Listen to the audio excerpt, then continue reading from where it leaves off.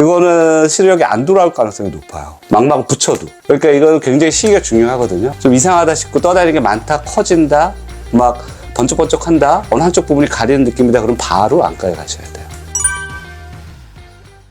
라섹 다니를 수술하려고 왔는데 검사해보니까 망막에 구멍이 있어서 레이저를 해야 된다고 하는데 이게 어떤 현상인가요? 저도 이제 뭐 라섹 검사나 뭐 백내장 검사 하다 보면은 이제 망막 검사를 하게 되는데 망막에 구멍이 생기는 경우가 있어요. 이제 우리가 이제 망막의 열공이라고 하는데 망막의 열공을 놔두게 되면 이제 망막 박리로 진행할 수도 있고 망막 박리가 심해지면 이제 실명할 수도 있기 때문에 굉장히 조금 중요합니다. 그리고 요즘 이상하게 모르겠어요. 고도근시에서 이게 좀 많이 생기기 때문에 실질적으로 이제 백내장보다는 라섹 검사하다가 오히려 발견되는 경우가 더 많거든요. 거의 한 이틀에 한 번꼴로 레이저를 해주고 있는 것 같아요, 요즘은.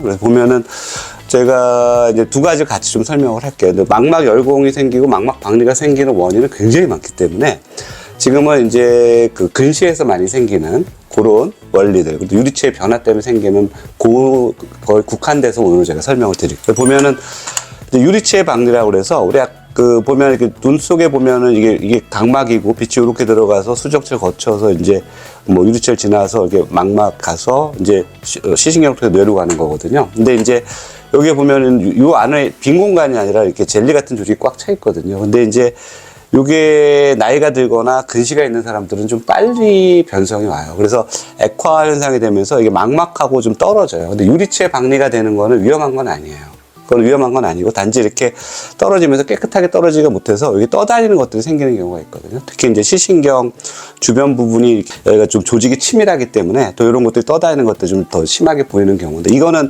약간 불편하긴 하지만 위험한 건 아니에요. 근데 문제가 뭐냐면 이게 고도근시에서 더 잘 생기고 한다고 그랬잖아요. 물론 나이 때문에 생기는 경우도 있어요. 근데 요 부분들 여기가 뭐냐면 들 떨어지지 않은 부분, 그 떨어진 부분과 떨어지지 않은 경계가 있잖아요. 그러면 어떻게 되냐, 이게 완전히 붙어 있거나 완전히 다 떨어져 있으면 눈을 막 움직여 위 아래 이렇게 보면은 눈이 출렁출렁 될 거 아니에요. 그때 사실은 이제 완전히 붙어 있으면은 그게 같이 움직이기 때문에 문제가 안 되는데 반은 붙어 있고 반은 떨어져 있다. 그럼 어떻게 되냐면 움직일 때 이게 만약에 이게 이쪽으로 움직인다 그랬을 때 이렇게 했을 때 이쪽으로 움직였다 그랬을 때 이게 잡아당기는 역할을 해요. 눈 속에 있는 유리체가. 그럼 어떻게 되겠어요? 이게 찢어지죠. 그러니까 망막 열공의 방향은 마치 항상 이렇게 눈 뒤쪽을 이렇게 방향하는 화살표처럼 돼 있어요. 모양이.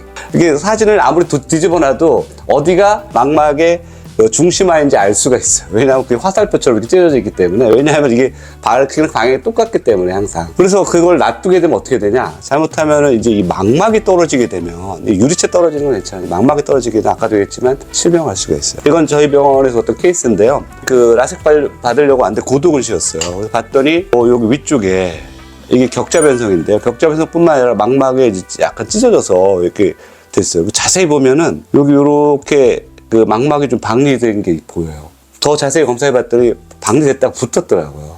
다행이어서 이거를 레이저를 하기로 했어요. 안 그러면 이게 박리된 상태가 심하면 수술해야 되거든요. 그리고 밑에는 마찬가지로 격자 변성이 있지만 이거는 찢어지진 않았고요. 그래서 레이저를 해줬어요. 그럼 어떻게 되냐면 레이저 해주면은 일단 전체적인 박리된 부분 다 해주고요. 이 안에도 다 해줬어요. 근데 이 안에는 좀 잘 안 되죠. 약간 살짝 들떠 있기 때문에. 그래서 이렇게 색깔이 좀 달라요.